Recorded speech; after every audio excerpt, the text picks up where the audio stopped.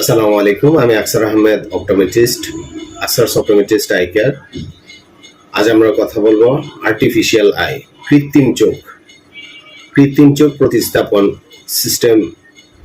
কৃত্রিম চোখ আমরা ব্যবহার করে থাকি যেসব পেশেন্টদের চোখে আঘাতের কারণে বা যে কোনো কারণে চোখ নষ্ট হয়ে গেছে, এই চোখে উঠে ফেলতে হবে।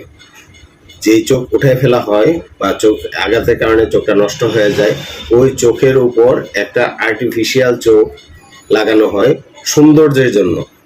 ঠিক আছে, এই সৌন্দর্যের জন্য যেই চোখটা লাগানো হয়, ওই চোখটা পেশেন্টের চোখ থেকে আমরা মেজারমেন্ট নিয়ে তাকে একটা মানে আর্টিফিশিয়াল চোখ তৈরি করা হয়।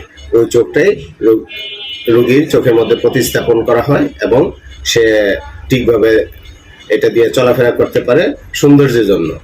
বারবার বলা হচ্ছে সৌন্দর্যের জন্য, কিন্তু এটা দিয়ে কিন্তু দেখা যাবে না।